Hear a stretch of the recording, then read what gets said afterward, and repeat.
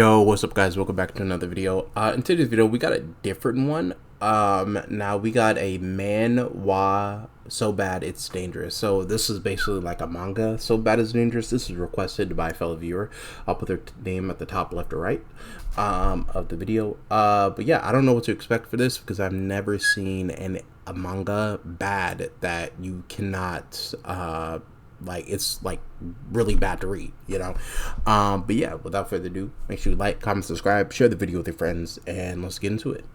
I'm a big fan of amateur manga and comics. There's a visceral sort of connection with the author you don't really get with clean-cut professional work, where it's just one person or a small team working for no pay and often not even for attention. People uploading their ideas without any fear of supervisors to please, deadlines to meet, or fan expectations to uphold. Just getting their story out there the way they want it. As great as vagabond panels look, and as lost as you can get in a berserk spread, there's really something special.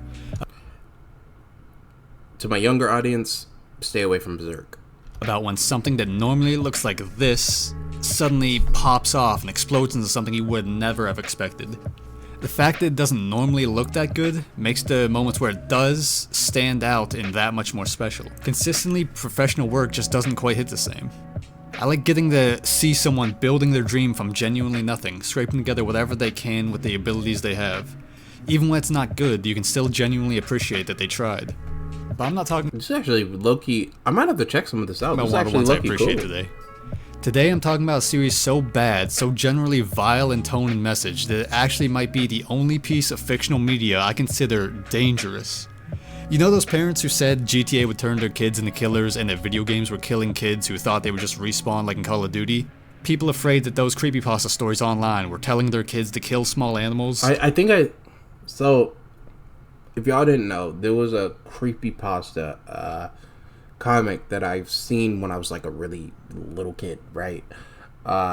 It was like it had Slender Man, it had all these characters like Jeff the Killer and everything, but it was surrounded around this girl, and this girl apparently she was paranormal too, but she didn't know what she was. But it was pretty cool. I'll probably try to find it and try to explain it into another future video, but it was really cool. So that's basically what this is. Well, imagine it was on YouTube too. For a second, a real version of that. A story that genuinely seems to try its very best to convince its reader that outright murder of anyone who messes with you is not just justified, but is justice itself. That if someone pushes you over the edge, you should do absolutely whatever you can to kill them in front of their family as painfully as possible, no matter the cost, because it is the right thing to do. That's crazy. This is Rooftop Swordmaster, a manhwa series that seems like it is intentionally made to inspire school shooters. That is so crazy, bro. Bro, he said to inspire school shooters. That's actually nuts. Rooftop Swordmaster is an online webcomic, more specifically a manhwa, which is basically to Korea as manga is to Japan. One of the biggest differences is they're rather in a two-page spread like most manga or comics are presented in. Most manhwa, especially ones uploaded to webtoons or online, are made from continuing top-to-bottom format, easily scrollable on phone screens. I have seen a few comics on webtoon, like way back when, and they were pretty good. They were actually pretty solid. Usually with a focus on large singular panels rather than pages of panels. I'm going to start off by talking about the visuals, because it's probably what most people are reacting to immediately. Rooftop Swordmaster is, at least in terms of amateur webcomics, pretty fucking good looking. There are some extremely iffy moments, but it has a unique style compared to most manhwa that actually fits its more brutal themes and stories. It can genuinely look quite good at times. It does often use some tricks people may consider cheap or even cheating, as a lot of its backgrounds are just 3D renders with characters drawn on top. Hell, even the fucking sword is a 3D render at all times, always just positioned in place with characters drawn around it. Now that really bothers me, and considering it's mostly just one guy baking this thing for free online, I don't see any problem with him cutting corners like this. But I know if I didn't mention it, everyone else would. Rooftop Swordmaster isn't the biggest manhwa webtoon by a long shot, but it was Solo Leveling and God of High School are two goated, like, manhwas. They're real. I don't know if I'm saying that right. I have really bad pronunciation. But they're really goated, and I suggest you I know a lot of people have seen Solo Leveling, but if you haven't seen God of High School, I suggest you check it out. It is like phenomenal. I'm not gonna lie. It was big enough to get a full translation, even one of those shitty bootleg manga sites for it. You know the ones. Google any series manga and you'll probably immediately get a link to some site that continually tries to barrage you with hentai pop-ups. According to its page on Mangakalot, it's gotten over 48 million views over its 100-chapter run, which is pretty fucking substantial. It's at about a 4.7 out of 5 rating with about 10,000 votes. Now I don't know exactly how trustworthy these metrics are. After all, this is a site of dubious legality that hosts just about any manga you could think of. So just for comparison, One Piece has about 230 million views and basically a perfect 5 out of 5 rating from around 32,000 votes on the same site. Hopefully that can give you somewhat of an idea of how popular this thing was. You know, it was big, it wasn't the biggest thing you've ever heard of. The story starts with a boy who has clearly been brutally injured being rushed to a hospital. Over a police radio, we learn that the suspects are 8 middle schoolers. The cops point out, quite fairly, that this goes far beyond regular bullying. The kid's almost dead and barely hanging on. Realizing this is gonna become big news, they plan to move quickly and take the suspects in before word spreads to the media. We're taken to the boy waking up as his aunt calls out for him. We also learn the protagonist's name, Tak Seyong. Can I say to the people that make stuff like this, you are extremely talented. The fact that you take your time out of the day to receive no pay just to make something that you're passionate about is extremely amazing, and I do believe that you should be compensated for this. Also learned that he's been in a coma for 9 months. His aunt begins catching him up on what's been happening. Tak Seyong was beaten to near death by a group of 8 students, and was expected never to wake up. Despite this, all they got was a suspension from school, and his parents were told to settle for a few tens of thousands of dollars rather than pursue it further in court. The reason for this is that these 8 kids who beat up Seyong were a clique of rich kids, whose parents consist of everything from politicians to CEOs to government agents to even people involved with cartel activity. Basically, a super troupe of social, political, and financial influence that could make any problem they desire disappear. Seyong's parents were outraged, refusing the settlement and doing everything they could to get justice, to see those responsible punished no matter what. But everything they posted online was taken down near instantly. The media wouldn't report anything they were doing, even the police wouldn't help, because anyone who tried to help them in any way either got fired or transferred. So with their son in a coma, presumed to never wake up, and the people responsible getting away scot-free, they decided to do something drastic. Yeah, bullying like that. The sad thing is, bullying like that in IRL, it can get to a point. Anybody like bullying is like a serious issue, which is like something to be like taken seriously. It's just, I completely understand that. I have seen people get bullied like just like this. Well, not just like this, but like close to this, where they brought certain thing to school. So just know you're not alone. Just seek for help, They went in front of the Gyeongbokgung Palace with signs for their cause and lit themselves on fire. With that, the floodgates opened. Too much media coverage, too many uploads from cell phones, too much outrage to silence. With Seyong's parents dead, the world finally cared enough to push back and demand justice. Not sure which build works best in the theory. Bro, I don't care. I don't care. I want to get back to the video. Now, for a moment, let's ignore how absolutely fucked up it is that the first thing his aunt is telling him the moment he wakes up from his 9-month coma is this. So far, this is actually a pretty good story that seems like it has something interesting to say about social influence and the ridiculous costs it can take for society to actually demand change. And to me, this is what hurts the most about this series. It has an incredibly strong opening that doesn't quite end here, by the way. It keeps going for a few good chapters and then it just becomes the worst goddamn thing I've ever seen. Getting back to the story, all 8 of the students involved in the beating were ultimately sentenced to 2 years of juvenile detention, and just about all of the adults involved were outright fired. The parents held a press conference where they apologized to the entire country. The president of South Korea even visited Seyong while he was in the coma. That's how much of an outrage the whole country was in. There's a strong moment here where the story is building up everything the parents' deaths caused, the huge society-shaking movement that followed, and after all of it, Seyong's face.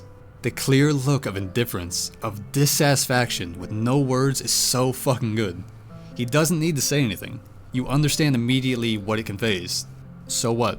He doesn't feel at all like justice has been served. We skip forward about a year, and Seyong's trauma has led him to becoming the worst thing imaginable. A landlord. His aunt gives him a property that he rents out to make money, and he lives in the rooftop room. Basically the reverse of a basement dweller, Seyong is now a shut-in roof dweller who seems to spend all his time online searching up the families of his bullies, finding out everything he can about their companies and lives. He's interrupted when he's visited by this woman who seems to come by to make regular health checkups for whatever reason. She tries to tell him that he's got to get over what happened, go outside and start living again. Apparently Seyong hasn't even gone back to school since getting out of the hospital. We see Se-young hacking into some messaging app and learn that the bullies are supposed to be in juvenile detention, but were actually just sent abroad on secret vacations. Meaning, despite everything, they hadn't seen any sort of justice. Then the plot device happens. A giant sword falls from outer space onto the rooftop. The next few chapters are spent basically wasting time with Se-young coming to terms with the giant sword on his roof, which has also been sort of speaking to him through visions of its previous wielder in some sort of ancient war with monsters. Finally, he goes to pull it out and seems to be flooded with visions of a past life before passing out. When he wakes up, he struggles to wield the massive fucking sword with his little neat arms, but the knowledge of how to use it is suddenly in his brain, and he has become a rooftop sword master. Almost. Se-young fucks himself up pretty bad training with his new sword, and the girl from earlier comes back to fix him up. She's apparently his personal nurse from when he was in a coma and has been keeping up with him to make sure he's okay. Again, there's a really good emotional moment where he has to cover up his injuries and screams by saying he was having a breakdown, and it's actually done really well. Fucking savor it, because it's gonna be one of the last times. This is actually pretty interesting. I'm not gonna lie. It's a 100-chapter long series. Any character has any personality or depth. We then get a My Hero Academia style training arc where Se-young is training himself up to use the sword, taking the trash out, and without realizing it, cleaning his whole life up. Bro, listen, bro. Like, I completely understand, but like, you've been depressed, which is like any completely character has understand any because depression is like a huge thing, bro. We then get a My Hero Academia style training arc where Se-young is training himself up to use the sword, taking the trash.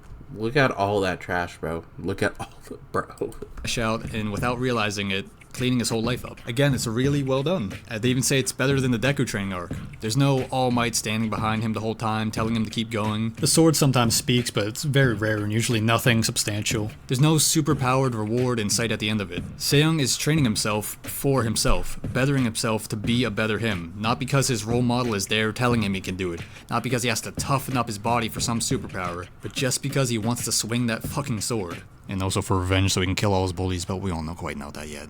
The nurse comes back to tell him he's officially past the recovery period and tell him that she won't be coming for checkups anymore, and also to admire his gains. Then Se-young trains for another full year, and we have officially entered the end of anything good Rooftop Swordmaster has to offer. From here on forward, just about every single thing that happens in the story is just fucking horrid to the core. No, gosh, bro. I remember what I just remember the scenes from Berserk, bro. It's just, I know this is gonna be bad. I want to take another moment to pause here. I feel like I might have accidentally set some incorrect expectations of what Rooftop Swordmaster is like with my earlier statements. When I say it might be the only... And can I say that the person that's narrating this, you really know how to narrate stuff, because I struggle with that. I'm really bad at narrating like anything.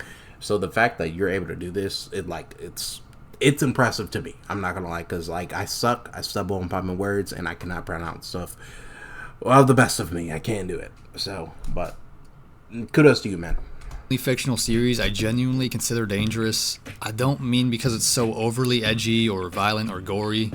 I love violence, even when it's just for the sake of violence. I love how dark and gory Berserk gets. I love how stupidly edgy a turn of Jujutsu Kaisen can be. I even love violence with no deeper point or meaning, like Madness Combat, John Wick, or the Raid movies. I love violence so much that I actively avoid pretty much any series that doesn't actively have violence in it. Okay, you're kind of scaring me a little bit. I'm not gonna lie. You're kind of scaring me. Please don't find where I live. Thank you. Rooftop Swordmaster is not the edgiest series I've ever read, nor is it the goriest or the most senselessly violent. The problem with the Rooftop Swordmaster is not that it goes too far, it's that it portrays itself and its main character as being not just justified, but justice itself when they are committing horrible acts of mass murder, and will twist the world around itself to try and make him justified for anything he does, no matter what. Rooftop Swordmaster does not want you for a fucking second to doubt Se-young. It doesn't for a second want you to stop cheering him on and believing with all your heart that he is a hero the whole world needs. He did gain some gains, though. That's actually pretty impressive. I'm not gonna lie. One of the bully's parents gives some big villain speech as he's running for president and calls up another bully parent to talk about meeting up with their kids. Another thing you'll notice pretty quickly is that the bully's parents are almost like extensions of themselves. Like, all their parents live for is purely to get as much power as they can so that their kid can never be in trouble and do whatever they want. They talk about what a hard time their kids must have had on their secret vacation and want to celebrate them finally coming back to Korea. And then he does the most on-the-nose Power Rangers villain laugh of all time. It's also something that it's gonna happen. That is not once a chapter, pretty much. Finally, we're properly introduced to our bullies. Jun-hyuk. Game of Thrones King's Road is now available Bro, on can I both just PC watch? and mobile That with actually Google Play looks Games. kind of good for a Explore mobile the game, of but I Thrones know universe. it's probably a turn-based game. Yujin, Soo-hyo, Haeyeon, Dahan, Chang-soo, Soo-hyun, and Soo-jung. I fucking hope I did those right. They form up like the fucking Legion of Doom to plan how they'll get back at this kid they put in a coma, because That is so apparently the crazy. only thing all 8 of these kids have spent the past 2 years of their secret vacations doing was planning how to fuck with him, and literally making connections with the fucking Yakuza to do so. Like, Jun-hyuk's face morphs into a fucking Yu-Gi-Oh! Evil possession spirit just to show you how evil he is. This is something else you're gonna notice happening a lot now. Characters being so ridiculously over-the-top evil and absolutely obsessed with Se-young. Se-young has a good reason to hate them, but the author doesn't seem to realize that they really have no good reason to be this fucking obsessed with some kid they beat the shit out of 2 goddamn years ago. His parents burning themselves to death to send them on temporary vacation does not constitute anything close to a decent motive for these high schoolers to form up a death squad and send literal fucking hitmen to his house. Chang-soo and Jun-hyuk, by the way, don't feel bad if you don't remember the names. Every single one of these 8 bullies act exactly the same and serve the exact same purpose. The only difference between them is how powerful their parents are. Seriously, their parents are like their fucking stands. They exist purely to give these kids the ability to do whatever they want and form a hierarchy of power levels. Anyway, Crazy, Chang-soo bro. and Jun-hyuk look over aerial photos they've taken of Se-young's house, talk about all the research they've done into his personal life, and then plan to send some gangsters in to drag him out of his house and kidnap him for them. Oh, by the way, this is just their plan. Apparently Soo-hyun has her entire own next level plan for Se-young. Let me remind you of the relationship here. These 8 kids beat Se-young to near death. Se-young's parents burned themselves to death in protest. The 8 of them got sent on a secret 2-year vacation to avoid juvie while Se-young is in a coma. The moment their fake sentence ends, they begin pairing up, each with their own independent plans to come back for round 2 on this random kid who they've already nearly killed and Yeah, bro, bullies are so lame, bro. Just pack it up, bro. ruined the life of. I told you, all actual characterization is done at this point. Everyone is now just a fucking Power Rangers villain who has absolutely nothing better to do than send every single resource they have after some 17-year-old they barely know for next to no reason other than to be a dickhead. Oh, by the way, Soo-hyun and Soo-jung spent their vacation in Japan and joined the Yakuza, of course by making friends whose parents were in the Yakuza, because as we've established, parents in this world are literally just stands for teenagers to summon whenever they need some other kid taken out. Soo-hyun so gets a crazy. text about how the other 2 bullies are moving in to catch Se-young first, and obviously they're outraged because the only fucking thing that matters in any of these kids' lives is Se-young for some reason. Like every single one of them What was that? Yo, so young, my beloved. to catch Se-young first, and obviously they're outraged because the only fucking thing that matters in any of these kids' lives is Se-young for some reason. Like every single one of them thinks they're the Joker to his Batman. But Se-young is still just some random kid they knew in middle school at this point. If Se-young died, I genuinely think they would all cry and curl up because they wouldn't know what to fucking do with their lives anymore. A pair of mobsters show up and get the shit beat out of them off screen by Se-young. Chang-soo calls his dad to give him a stern talking to because his gangsters haven't kidnapped a 17-year-old I don't like. And since he exists purely as his son's power level, he sends even more gangsters who also Bro, can I just say, oh my, never mind. Let's continue the video. get one-shotted by Se-young, who has become the fucking Incredible Hulk. Like, holy shit, look at this. If there's one thing I want to give this series credit for, after its intro chapters, which were very fucking good, I'll give it credit that I did not expect the MC to turn into this. There's something incredibly unique and frightening about making your character, you know, look as strong as they feel, rather than being skinny anime twink who can swing a 500-pound sword because shut up. So the police show up and damn Crazy. near shoot Se-young out of pure fear, and then start carting off all the bodies while Chang-soo's dad is like, what the hell, jinkies? And the police are told to Jinkies. withdraw because Se-young is still at 17, and therefore a minor, and the The police fact that you're 17 and you're doing this is insane. police bro. chief is afraid of another media shitstorm from the somewhat famous Tak Se-young. Se-young has a call with his aunt where he lies and says he wants to travel the country for a year to cover up the revenge murder rampage he's about to go on, which, you know, Take a real break with Pure Leaf, powered by natural caffeine from real tea leaves. She's definitely not gonna see that on the news or anything. The bullies have another call where they're pissed because their goons still haven't kidnapped Se-young for them to torture. Because again, the only thing that seems to give meaning to the lives of any other characters in the series is fucking with Se-young. Since their plan failed and is taking too long, it's Soo-hyun's turn. He's the Yakuza bully who hangs out with the president's daughter bully. So they're basically the top power level, you know, they're fucking Frieza, I don't know. They talk about their plan to fuck up Se-young, which is to send all the information to the Yakuza and have them just fucking entirely erase Se-young with no trace. He also talks about not reliving those hellish 2 years again, despite it being made clear that they were basically just fucking around on vacation, which I guess is the point, you know, these kids are dickheads and they're dickheads. We've already established this. And if that's really his objective, why the fuck is he risking it by doing any of this? To his knowledge, Se-young is some shut-in on a rooftop who hasn't said anything to anyone for years, and he has no reason to believe this kid is coming after him or is even capable of it. They still have no idea he beat up all the mobsters they sent in at this point. Another bully shows up and says they'll have Se-young here by the hour, and we get another Power Rangers villain grin because every one of these characters is the exact same, most generic brand of evil you can imagine. So now the Yakuza show up, and it's their turn to grab. Holy fuck, dude. You look like fucking DBZ Broly up in this bitch. What the fuck? Grab Se-young. With how much they've been hyped up, how they're in a different league from normal mobsters, surely this'll be on Se-young beats them instantly, all of them. So of course we cut away to a Yakuza man explaining how those guys... That was not tough, bro. I'm not gonna lie. League from normal mobsters, surely this'll be on Se-young beats them instantly, all of them. That is not tough, bro. I'm not gonna lie. You're not Broly. So of course we cut away to a Yakuza man explaining how those guys weren't just pros, but pros among pros. Se-young makes one of the pro among pro Yakuza dudes drive him to the secret bully lair after for whatever. Bro, did you see how he's looking in the car chat? If I see somebody looking in the car like that, you said it's 10 minutes from here. Bro, listen, I'm doing anything that you say, bro. Honestly, bro. Listen, I'm doing anything that you say. I would not complain.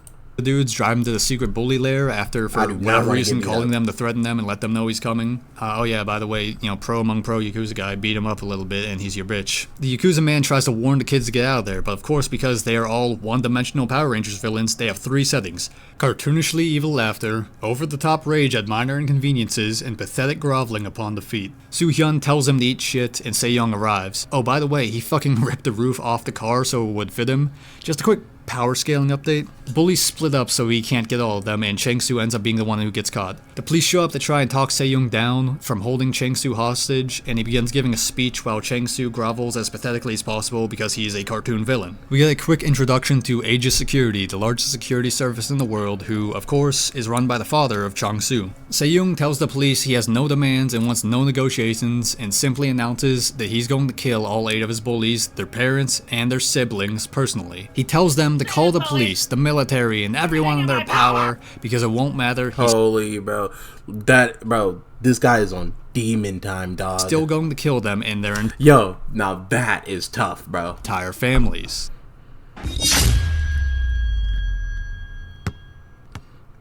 Bro, that basketball sound effect was not needed, Brady. That was not needed, Brady. You did not have to do that, bro. Now, you're probably starting to see what I mean when I say this comic is a school shooter power fantasy. After this speech Se-young gives, there's really only 2 ways to think about it. The first is, okay, hang on. These kids are real bastards and their parents seem pretty fucking undeniably evil too, but they might have some family members who are innocent. Surely the series will explore the flaw in Se-young's logic and how blinded by revenge he's become to say something so awful.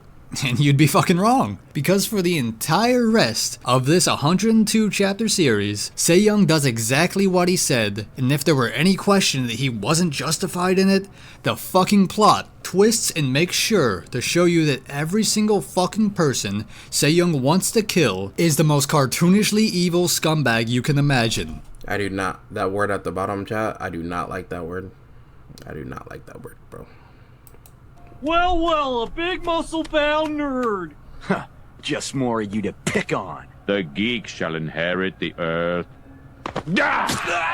Because Rooftop Swordmaster doesn't want you to think, hey, maybe murdering the entire families and everyone even tangentially related to my enemies is wrong. It just wants you to think, fuck yeah, Sejong, kill them all. Kill the women and children too. Murder the police who have no idea what's going on. Burn the family pets. It presents all of this as not just justified, but as justice itself. That not only is Sejong not in the wrong, That dude is fucked up down there. Bro, is that Sejong? Bro, he's a demon, bro. He might be my favorite character, I'm not gonna lie. for doing this, but he is a fucking hero and a role model that you at home should want to be like him and brutally murder all of your enemies and everyone they love, and that you should bask in their cries for help as they burn alive because it is the right thing to do. You might have noticed I've stopped talking about the plot directly, that I've stopped bringing you on a journey through the story as it progresses. That's because the entire rest of the fucking series from this point on is the same thing, over and over, ramping up more and more extreme. Sejong kills Chang-Su as he begs for his life, the bullies send more goons after him while laughing maniacally. He kills those goons with no effort and then finds the bully. They cry and piss their pants and beg for their life as he kills them. Then the bullies send the army after him while laughing maniacally. He shrugs off missiles and bullets and rips tanks apart and then burns the bully alive while his mother watches. The bullies send elite martial artists after him while laughing maniacally. Can you guess what fucking happens? It's like Bleach. The exact same fucking thing just keeps happening over and over. Just ramped up stakes. But the ramped up of stakes don't even fucking matter, because Sejong is literally a god. He is Saitama. The series is One Punch Man without any of the self-awareness. He tanks missiles, he rips apart buildings, he moves faster than bullets, he gets fucking encased in tons of concrete, an especially made super science containment unit. And he just fucking screams and breaks out of it instantly. Nothing they try. That is, bro.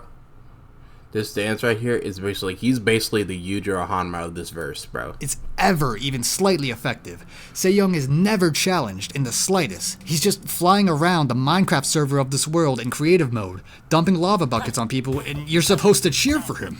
And somehow, every single time, they think they've got him. They do their cartoon villain laugh every single time, so you know they're totally super evil. And then they cry and beg when he gets to them, because God fucking Wait, what did she say, bro? laugh every single time, so you know they're totally super evil. And then they cry and beg I'm telling the truth, so please spare me. Nah, bro. when he gets to them, because God fucking forbid a single one of these guys be anything other than the most pathetic scumbag possible. Because then, Sejong's mission to kill them and their entire families and anyone who gets in his way might actually be a little bit questionable, and we can't have that. Sejong is a warrior of justice, and if you disagree, well, you're just a scumbag bully. Bro, that was actually kind of a tough... Bro, why does it have so many tough panels, though? I might have to... Actually, nah, probably A not. warrior of justice, and if you disagree, well, you're just a scumbag bully who deserves to be put down with the rest of them. Right. Create a Bro. voiceover using your own voice. These ads have got to stop, bro.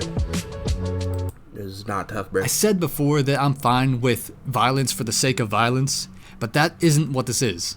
John Wick is a movie that is pretty much just violence for the sake of violence. The plot can be summarized by mobsters kill Hitman's dog, Hitman kills them all. But in John Wick, he's actually challenged, not just physically but morally as well. He tried to leave a life of a hitman behind, but was broken by the world until he didn't care anymore. He isn't just Hulk smashing through the Mafia's HQ and killing them instantly with a flick of his wrist. He's putting his own life in danger to get his revenge, because he believes he has nothing left to live for.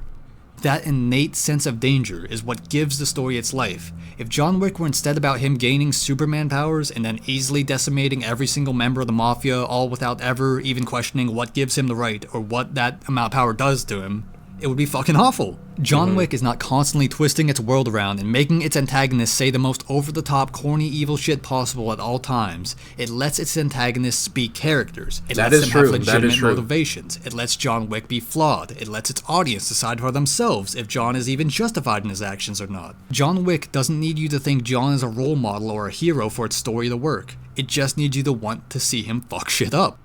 Every antagonist in Rooftop Swordmaster has the exact same personality because it needs all of its antagonists to be these uninteresting caricatures of pure evil in order to act like its protagonist is still the good guy while he burns a 17-year-old alive and makes his parents watch. And ironically, it's this vain attempt to make its protagonist and its story seem morally just that makes the series itself so morally disgusting.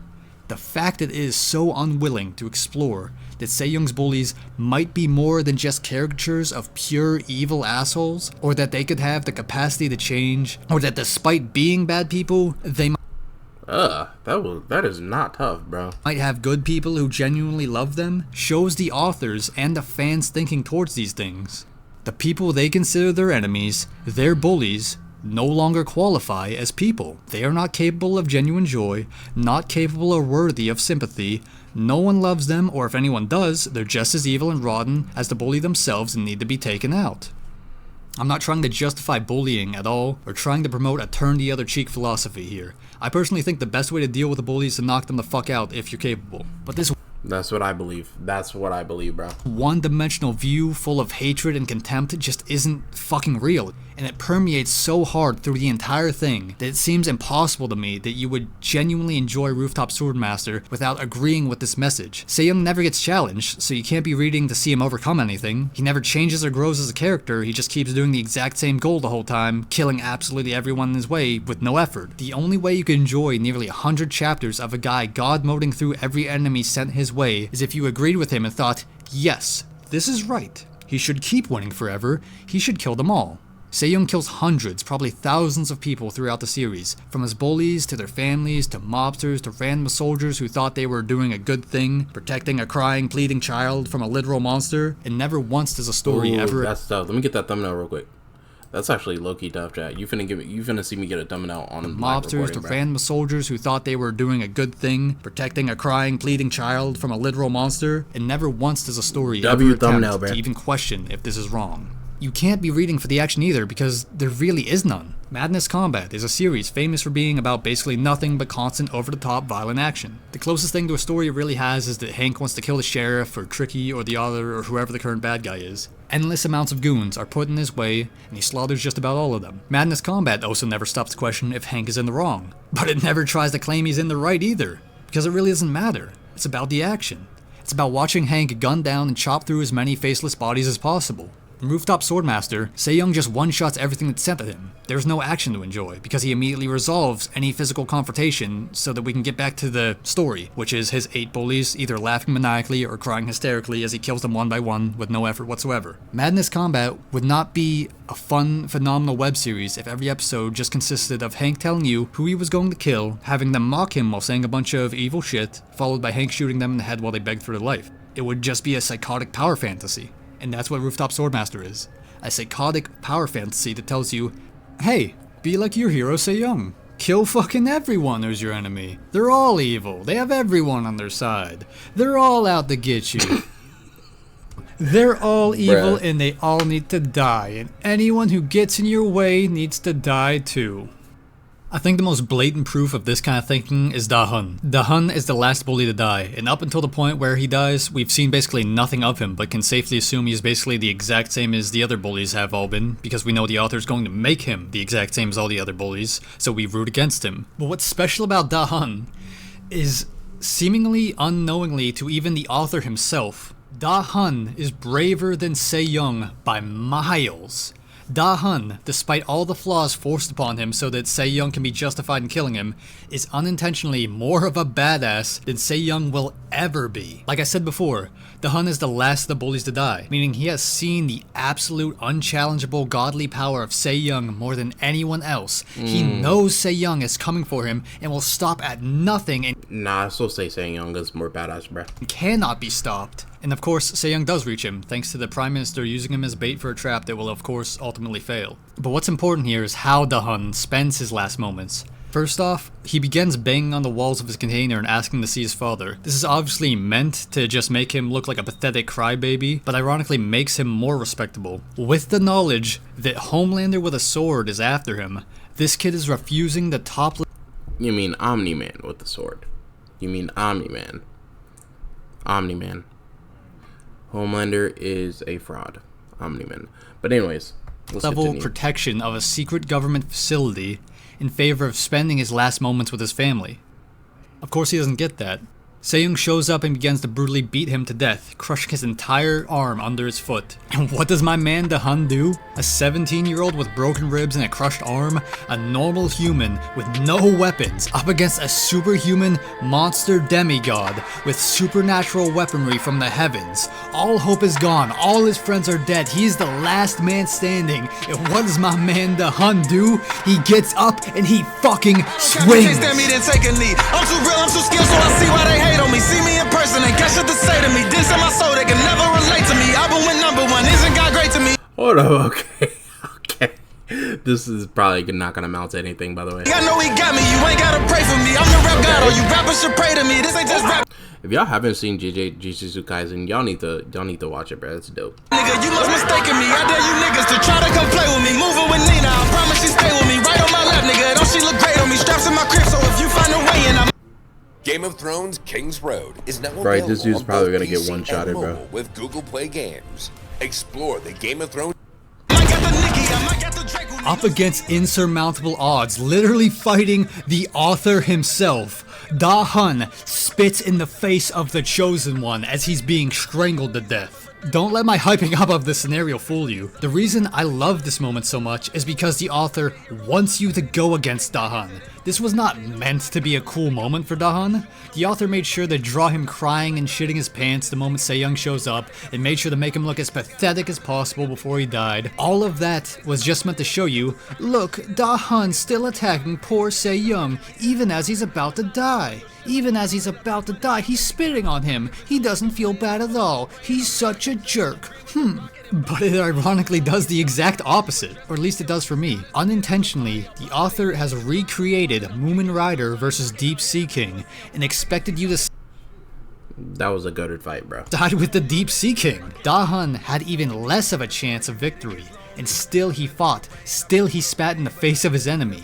That is something worthy of respect, regardless of what kind of person he was. But the author is so blinded by his hate boner for bullies that he can't even see this. All he can see is that Da-hun is a bad guy, and therefore deserves no respect and should be made to suffer as much as possible and be made to look as pathetic as possible. And it's so fucking sad, because I think this is the only time I can think of where a character beats the author. The author wants you to think of Da-hun in this awful, despicable way. He wants you to hate him, and you can't because he unintentionally made him kind of a badass. And even ignoring the moral point of all of this, doing this fucking thing where you just make every enemy in your series so pathetically pathetic just makes people ultimately have to root for them. How long can I want to see Sejong trampling on ants just because the ants tell him to fuck himself? How long before I want the ant to stand up and whoop Sejong's ass? I'll tell you how long. About one bully in. About one bully in, I was already fucking tired of this and wanted Sejong to get knocked the fuck out. There's actually one point, exactly 1 point in the series where it almost realizes what it's done. Where it almost dares to hint at the question of whether Sejong is in the wrong or not. There's a point where Sejong is straight up threatening to make all of Korea his enemy if they don't give him the grandpa of one of the bullies. And he destroys all the bridges out of the city after he deflects a bunch of missiles, killing dozens of completely innocent bystanders without any remorse. He single-handedly causes the whole city to erupt in riots, and at one point goes to step in when a man's being beaten by a mob. The mob then greets him welcomingly, saying he's their hero, and comparing his treatment of being beaten with no one to help to their own treatment, thanking him for showing them the way and allowing them the chance to get revenge on their own bullies. And now Sejong has a problem with this, but he's lost for words and has no argument to really defend himself. Because he can't. Because what he's been doing for the last 50 chapters... Yeah, he can't get mad at them for doing that because Sejong literally just killed all of his bullies, so, like, he doesn't even know what to do. Is wrong. To say, bro. But the story keeps bending over backwards to try and make it right. And what does Sejong do now that he's been cornered with this reality? Well, fucking nothing. Some guy shows up to fight him for just about no reason at all, and he never has to think about it again. It's never brought up again. Sejong just goes right back to killing the families of all his bullies and anyone who dares to not immediately comply with his demands. There's a point where the series starts trying to claim, oh, well, it's not Sejong's fault. They all got in his way. They all tried to kill him. They attacked first. Which first of all is not a fucking actual argument, since he is Superman and no one is an actual threat to him, but it's also just straight up fucking wrong. Very early on, the president's daughter is so terrified by Se-young that she has curled up under her blanket and is too afraid to move, so the Secret Service picks her up and tries to carry her to safety as Se-young begins tearing through the building. Se-young kills an unarmed agent who is doing nothing other than attempting to carry a crying, terrified child to safety at the risk of his own life. This man died for the unforgivable crime of not abandoning his duty, his job, and his humanity to immediately kiss Se-young's ass and give him what he wanted. This is your big hero, a superhuman demigod whose only motivation is murdering any— Well, they did, like, beat him half-inch to death, and they are the reasons that their parents, you know, burn them, and they burn themselves, and they were planning to go after Se-young. So like hey, listen, I'm still rooting for Se-young. Like, I know that makes me sound bad, but like, you gotta understand that there's stuff that you can't cross as like a human being. People have limits, right? And at this point, Se-young is just past his limit. He's just done with life, bro. He's just done. Anyone who wrongs him, who kills anyone that inconveniences him, who destroys important infrastructure and puts innocent people in danger for his own goals, who threatens weaker people into obeying him for basically no reason and kills them if they don't. Someone who, while doing all of this, tells other people they shouldn't because it would be wrong if they did it. Someone who is only doing all of this because he now has the unrivaled power to do so, which he received by pure chance. Se-young is only on this killing spree because his own life is no longer in any danger whatsoever thanks to the powers of the sword. He's only now doing this because he is utterly invincible. I'm the bad guy? Yeah. Let's get a big fucking round of applause for the good guy. Even if you don't agree that this series is inherently manipulative and disgusting in how it presents its ideas and themes, I think we can all agree that repeatedly making a character act as overtly evil and scummy as possible just so your audience enjoys their death is about as satisfying as watching someone set up exactly one domino and then knock it over. You can't just make every single character in your story Joffrey and then kill them almost immediately. Joffrey's death is so satisfying to people because even among a cast of assholes, he stood out as the worst of them all. He didn't just try to do bad things then immediately fail and get killed. He kept doing bad things, he kept succeeding, and kept getting away with it. If the first time we saw Joffrey he was kicking a puppy, turned to Jon Snow and said, "Daddy, Daddy, I hate this stupid simpleton, have his penis exploded immediately," and then Jon Snow just killed his guards and cut his head off, no one would care. It would just be a weird power fantasy about killing some kid you made up in your mind to be as annoying as possible. It's like if they tried to make Jigsaw the good guy by making every single one of his victims the most vilely irredeemable. Okay, I don't know, but I mean, I kind of see where he's coming from, but like, Jigsaw is just like, he's not necessarily really a good guy, but he's not really a bad guy either. He's like a mix, bruh. Scumbag possible, instead of having them be actual characters. And if you're able to enjoy that on repeat over and over for 100 chapters, I feel confident in saying there's something wrong with you and you're a bad person. And if you don't believe me, let's read what some of the fans have to say about this manhwa. They should just hit the wall, she's always had it all. 2 Prozacs a day, but dad's a CPA. Dreams went out the door. Let me see what's got. I've been thinking about this for a while, but now he should what?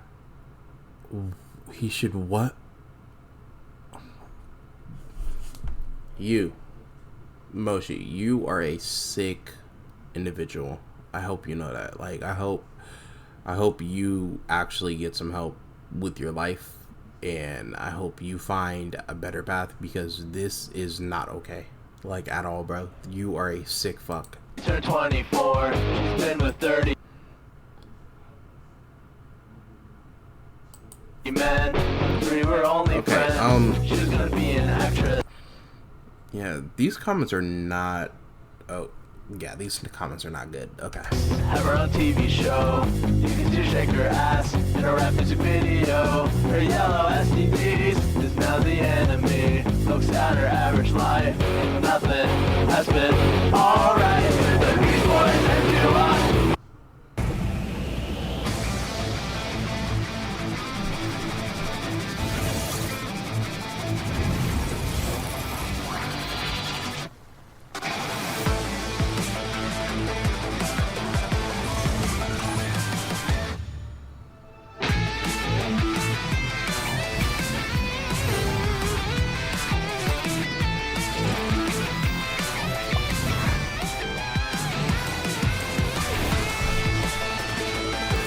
Okay, bro. Comments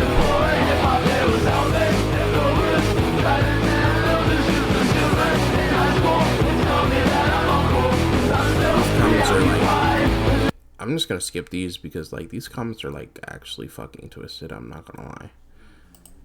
Series and turns agents into superhuman. Okay. It started continuing Rooftop Swordmaster in a fantasy setting that makes even less sense than the original series, but at least isn't focused on killing the families of all your bullies. Probably, I don't know, I'm not reading it. South Korea developed some superdrug that randomly shows up near the end of the series and turns agents into superhuman zombies. This affects literally nothing, it just happens so Sejong can beat up people who are stronger than normal people. Some scientists analyzed the cooked flesh of the kid Sejong burned alive and confirmed that his magical sword flames are in fact magical, and have a big nervous moment where they talk about how they need to get Sejong's sword. They never show up again and no one ever attempts to take his sword. This happens for absolutely no reason. There's a plotline where the American government is trying to get Sejong on their side and does so by protecting his aunt from kidnappers and offering him superficial help with finding his bullies. Nothing comes of this. At the end of the series he just says no and that's it. There's way more, but talking about all the stupid nonsensical shit and forgotten plot lines would honestly be enough material for its own entire video, and I don't really care to do that. Thanks for watching. Remember to smash that like button, hit that bell, and support me on... Nah, I'm just fucking with you. The video's over. This is actually pretty good. That story is actually super disturbing. But yeah, hope you guys enjoyed the video. Make sure you like, comment, subscribe, share the video with friends, and I'll see y'all boys in the next video. Bye.